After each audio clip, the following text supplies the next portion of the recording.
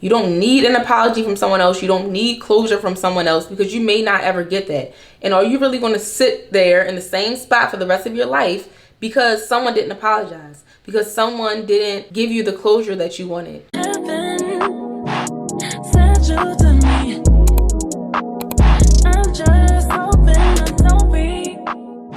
Hey girl, welcome back to my channel. My name is Trinity. If you're new here, today we are going to be talking about how I became the woman I am today. Y'all always ask me, like, what books did you read? What podcasts did you listen to? Whose YouTube channel did you used to watch? How did you get the mindset that you have today? And honestly, it's a collective of a bunch of different things. I didn't become this person by just watching YouTube videos or listening to podcasts or reading books. There were a lot of different things that may even seem small to y'all, but collectively, they helped me to become the person that I'm proud of being today. When I look back on it, I'm not proud of the person I used to be. I'm proud of the progress that I have made, and I'm proud of who I am now. But I really spent way too many years not valuing myself and not being the best version of myself, not being who God called me to be. And I know a lot of people can relate to that, because a lot of us spend the first 20 years of our lives just winging it, just kind of doing anything, not thinking too hard about stuff. And that can be good and it can be bad, but all that matters is that you do the work eventually to become the best person that you can be. So like I said, I'm going to share with y'all some of the things that I feel like have shaped me into who I am today. Make sure you like, comment, and subscribe, of course, as always, and let's get right into it. I'm gonna try my best to be organized in this video because I feel like my thoughts are like all over the place. So let's start with my childhood. As a kid, I was not confident at all as far as like looks. And because of that, I overcompensated in a lot of other areas. People always told me I was pretty. Like, my mom always got complimented on how pretty me and my sister were. People always said I look just like my mom, and of course she's beautiful. But I just personally did not see it. I don't know why, but I did not think I was pretty.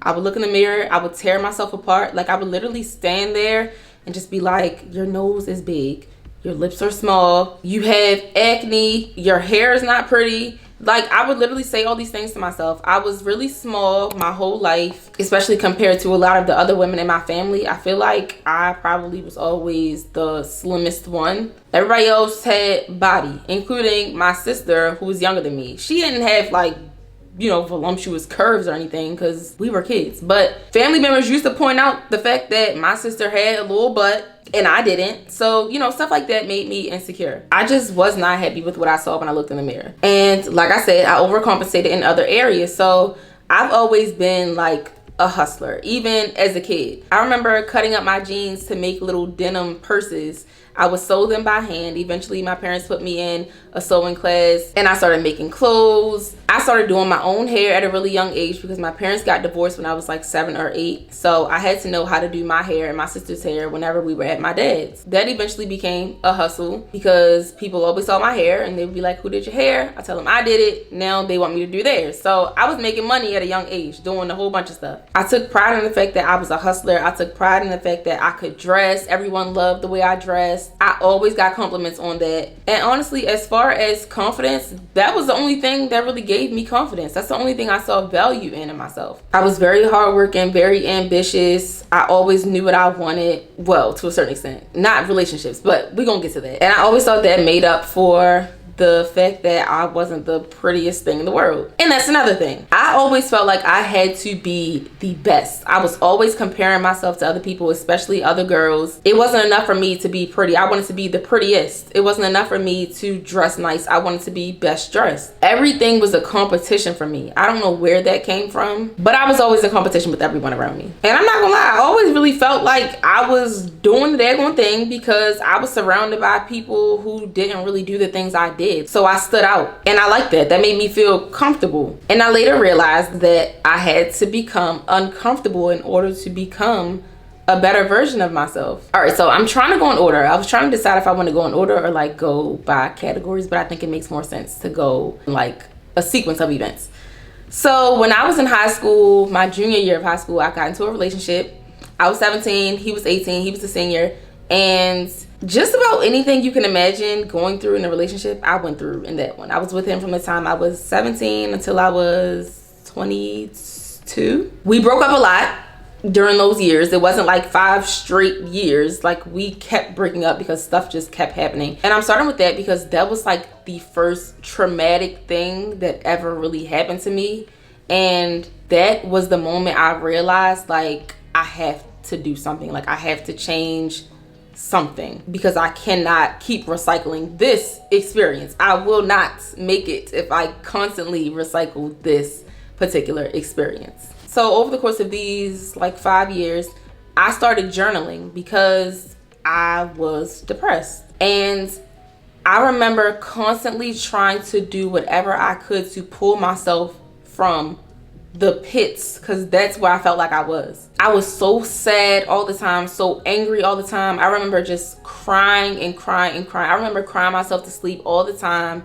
I remember just feeling so low and trying to make sense of the whole thing. There was one night in particular where I said to myself, this has to be bigger than me. Like, there's no way I'm going through this just to go through this. Something has to come out of this. Like, I have to change in some type of way.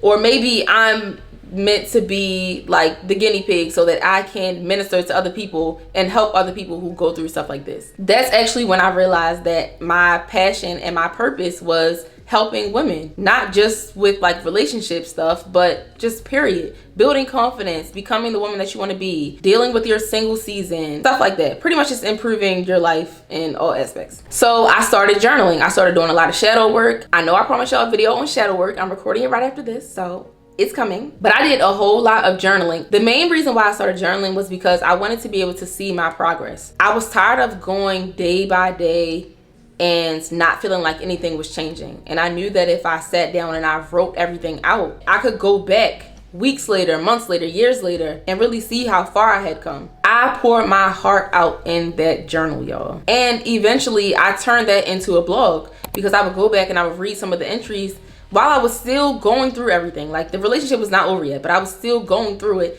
And I said to myself, I can help somebody with this, so I'm gonna start a blog. I wanted to start a YouTube channel, but I kept talking myself out of it. And I was like, you know what? The easier route will probably be just having a blog, because then I don't have to sit in front of a camera. I was insecure about my looks too, so that played a part. But yeah, I started my blog. My blog was called Trending Topics. What's trending in my life? Fashion, beauty, lifestyle. Eventually, I ended that relationship, and I was so proud of myself for that because, like I said, we had gone back and forth for 5 years. And I did not know how to really be without that person. But I made a decision one day that something had to change. Like, my life could not keep going like that.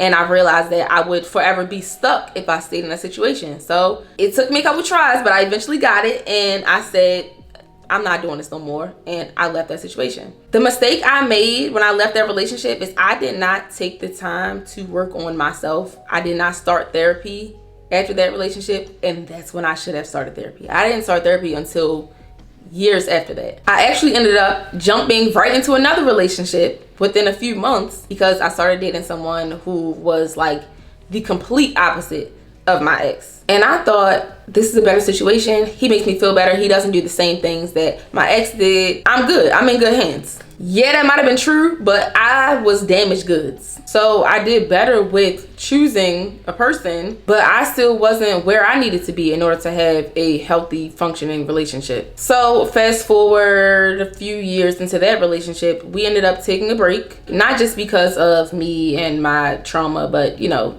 we both had stuff we needed to work on. And I remember just not knowing what to do because I didn't know how to be single. And I loved him so much that I wanted our relationship to be better if we did get back together. So I wanted to make sure I was doing my part. And part of doing my part was figuring out how to be an individual, figuring out how to really stand on my own and not need to be in a relationship. I didn't want to be so codependent. I didn't even know that was a thing actually until I started reading some books about relationships and, you know, singleness, stuff like that. I've read this book called Codependent No More. I read this book called Boundaries, I believe. But those books helped me out a lot. They helped me to figure out why I acted the way I acted in relationships and why I felt the way I did about being single. I was determined to build my confidence at this time because I realized that a lot of the insecurities that I had, I kept putting them on other people. Like, I kept making it seem like they were everyone else's fault, But it was really my fault because I didn't take the time to really work on myself and to really learn to love myself. And honestly, I didn't really know myself enough to love myself because I never really spent time by myself. I was always connected to someone else, and I always found my value in being a girlfriend. For some reason, I felt like something was wrong with me if I was single. And I think a lot of women feel that way, but that's because society kind of makes it seem that way. Like if a woman is a certain age and she isn't married or she doesn't have kids, something is automatically wrong with her. And if you're watching this right now and you feel that way about yourself, please know that that is not true. Sometimes God is protecting you from certain things. Tony Gaskins likes to call it protective custody. Sometimes God has you in protective custody. It just might not be your time yet. There's nothing wrong with you. That doesn't mean you don't have work to do, because 9 times out of 10 you do have work to do. But don't look at someone not choosing you and making you their girlfriend or making you their wife or making you a mother as proof that you are not enough or proof that you're just not worthy of those things. It's not true. So as I was saying, I was trying to find like joy in solitude. I was trying to figure out how to just love myself by myself. And that was the first time I really started working on myself. I did a lot of journaling at that time too. This is when I started watching Tony Gaskins. If you're not new here, then you know I always talk about him. Whenever someone asks me about like YouTubers who have really shaped me into who I am today, he is probably top of the list. I used to binge watch Tony's videos, and this is why I love YouTube so much, because you can listen to people's videos when you're in the car, when you're in the gym, when you're at work. If you listen to a lot of music throughout the day, replace that with YouTube videos, positive YouTube videos. Watch videos where people are pouring into you and helping you to become a better version of yourself, because you may think it doesn't make a difference, but I'm telling you now, it definitely makes a difference. What you listen to, how you feed your mind on a daily basis really shapes you. I said this before, but I went through this little single period where I was being a city girl and I was listening to the city girls all the time, and I really started taking some of those mindsets that they were like putting out in the songs.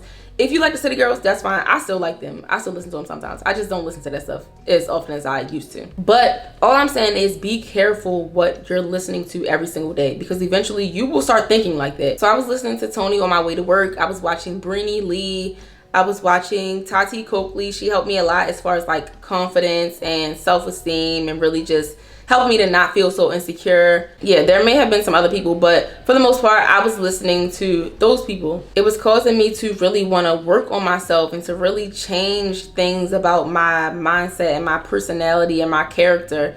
Things that really do make a difference. I was so focused on looks, and you can only change your looks for so much. But there were character flaws that I had that were keeping me stuck, keeping me stagnant. I was realizing that a lot of things I had gone through up until that point were kind of my fault, because I never took the time to really work on myself. I was in that relationship, in that situation, and I came out of it feeling like a victim. And I was a victim, but I also had things I had to work on too, because that traumatized me. I was no longer the person I was before I got into that relationship. A lot of the time we go through things and we come out of them just victimizing ourselves, pointing the finger at the other person, when really that situation has damaged you so much. We're becoming maybe not that person, but somewhat like that person because of what was done to us. So therapy is definitely important. And I actually think that around this time is when I started therapy. And that's where the real change happened. Now, before we get to therapy, I want to talk about something else that really helped me when I was really trying to get comfortable with being by myself and spending time alone. Not only was I not dating for a few months, not dating, not going on dates, not talking to people on the phone, I was chilling. I didn't want to be distracted by anyone. I think I was off of social media for like 30 days, which may not seem like a lot, but I stayed off of Instagram for like 30 days. I didn't want to date because I didn't want to use someone else to cover up what I was feeling. I knew that in order for me to get over the things that I was feeling, I had to actually feel them. You can't just cover stuff up by just getting a rebound. Like I said, I was trying to be better, so I didn't want all that trauma and all those feelings to come up later on when I least expected it and when it would be very inconvenient for me. So took a break from that. I started going to the gym. That was an outlet for me, one. And two, it also helped me to really take pride in my body and to really start loving my body. I was pushing myself to do things I didn't even know I could do First of all, I didn't even know I could build my dream body just by going to the gym. I always thought I would eventually have to get a BBL or just get fat in order to have a butt, and that's not true. I started doing a whole lot of research on like bulking and girls getting slim thick from being in the gym and just eating a little bit more, and I actually ended up building my dream body. And I was so proud of myself for doing that. But I was so consistent with that. Consistency was another thing for me. I will always start things and not finish them. So me going to the gym, whether I had to go at 6 o'clock in the morning or 9 o'clock at night, because of my work schedule, I was getting it done. And I was seeing the results in my body, and it was actually really helping me to be more confident. Because like I said, I really took the most pride in my work ethic and, you know, stuff like that, my hustle, ambition. I never really liked my body. I didn't really like my looks. So this was a good time for me to really work on that stuff. I learned to control the controllables. Like going to the gym was a way for me to control what I could control. I didn't like certain parts of my body, so I worked out how I needed to work out in order to change those things. I didn't like the fact that my eyebrows were super duper light. I was always really self-conscious about that. So I ended up getting them microbladed. That was another confidence boost. It was a way for me to control what I could control. And all of these things seemed so small at the time, but the more I did it, the more I stayed consistent with everything, the more I loved myself. And I don't even think it was necessarily just the fact that I was changing on the outside. It was more so the fact that I was really pouring into myself. I had never done that before. I didn't really take self-care that seriously. I didn't spend time alone. I didn't really prioritize moving my body and getting active and being fit. I learned how to cook at this time because I was trying to bulk. So I wasn't about to be going out to eat every single day. I taught myself how to cook. Now I love cooking. This was a good time for me to really treat myself the way I wanted someone else to treat me. Everything I thought I was missing from being in a relationship, I started giving to myself. That was a game changer for me because I realized that I didn't need someone else to do the things I felt like made me feel loved. I could do all those things for myself. I could show myself that I loved myself. If I wanted quality time, I spent quality time with myself. If I wanted gifts, I went and bought myself a nice gift. I did acts of service for myself. I affirmed myself. I had sticky notes on my mirror in my room and in my bathroom. You are beautiful. You are fearfully and wonderfully made. You are enough. There was one that said, one day you'll wake up and everything will be different. And that one really stuck with me because it was a constant reminder that everything I was doing would eventually add up to be this beautiful thing, this beautiful life, this beautiful person. So moving on to therapy, because I did tell y'all I was going to go back to that. Therapy helped me so much. I know I told y'all that a lot of those books I was reading at the time helped me to realize why I acted the way I did, why I thought the way I did. But therapy was a lot more personalized. I was able to make sense of it all because we talked about specific things that happened from childhood up until that point. Therapy helped me with setting boundaries with family members, with friends, and relationships. My therapist helped me to realize the part that I played in a lot of things I didn't like about my life and about my relationships. I remember thinking for the longest time that there was nothing a therapist could offer me because I thought I was so self-aware. And I am very self-aware. My therapist actually confirmed that. And I was, because I like to make sense of everything. Like I said, when I was in that first relationship, I kept telling myself, like, this has to be for a reason, like, and I kept trying to make sense of it. So yes, I was very self-aware because I was constantly trying to become better, and I knew that the only way I could become better was if I reflected on me and decisions I made, things I did, things I said, how I was thinking. And I think that's something that a lot of people miss. A lot of people don't sit down and take accountability for the things that they do, the things that they say, how they act. A lot of people are oblivious to the fact that they play a part in a lot of the things that happen to them. I always say this, but if you're constantly stuck in victim mentality, you'll never make the necessary changes to become better because you'll always feel like it's someone else's fault. You'll always be pointing the finger at everyone else around you for why things are the way they are. And I didn't want to be that person. I dealt with people who would do things and would never take accountability for it. So it would have been dumb for me to sit around waiting for apologies and waiting to be able to forgive them so that I could move on with my life. I had to take accountability and I had to take my own power back and make changes in my own life, make changes in myself in order to change my life. You cannot wait on someone else in order for you to get to where you want to be. You are the only one who can get you there. You don't need an apology from someone else. You don't need closure from someone else, because you may not ever get that. And are you really going to sit there in the same spot for the rest of your life because someone didn't apologize? Because someone didn't give you the closure that you wanted? What can you do to improve your life? What can you do to improve your situation? I also eventually had to get to the point where I was not trying to heal for someone else. I told y'all how I was trying to become better so that my relationship would be better when I got back in it, if I got back in it. And I eventually said to myself, you cannot be healing for someone else. You have to heal for yourself, because one, there's no guarantee that you're ever going to be with that person again, and two, if you're doing it for them, you're going to eventually revert back to your old ways. It has to be for you in order for it to be sustainable. And from that experience, I also realized that I didn't want to be with a man who made changes for me. I wanted to be with a man who made changes for himself, because at least I know that if it's for you, it's not going to be conditional. If a man makes changes just for you, when he's mad at you, he might go back to his old ways. When y'all break up, he's probably going to go back to his old ways. And that's why character and integrity are so important when it comes to men. Well, dating period. I wanted to be in my man's character to be a generous man. I wanted to be in his character to be faithful. I wanted to be in his character to be respectful, to be honest. That has to be in his character. He can't just be doing that for me. And the same goes for me. I had already had an issue with my self-worth being tied in a relationship. So I couldn't make changes to myself just to benefit a relationship or to benefit my partner. I had to want those changes for myself. I had to want to be confident for myself. I had to want to live a balanced life for myself, not just because it would benefit me in relationships. So I really just started becoming who I wanted to be, someone who I was proud of, someone I loved. And now I can honestly say that I love myself. I'm so proud of the person I am today. And that's why I wanted to make this video, because I really can't believe I spent so many years not liking myself. I can't believe I spent so many years talking down on myself.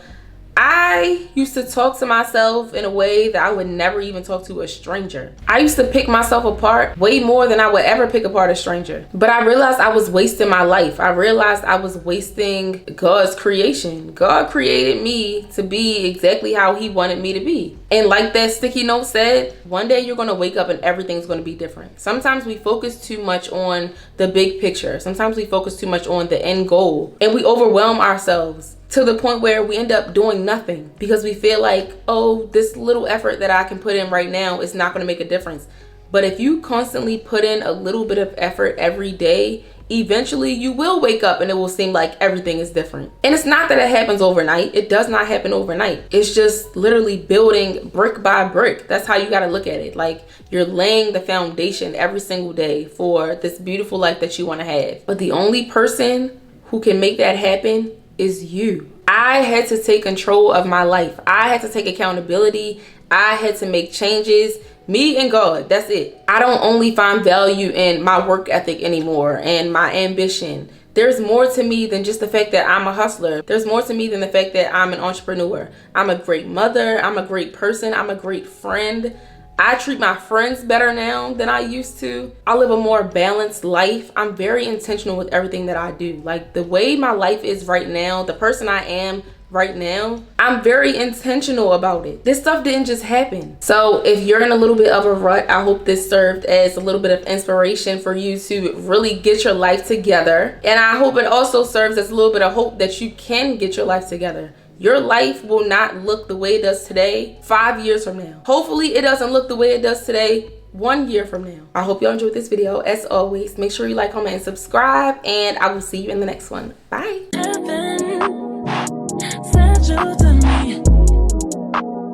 I'm just hoping I don't beat history.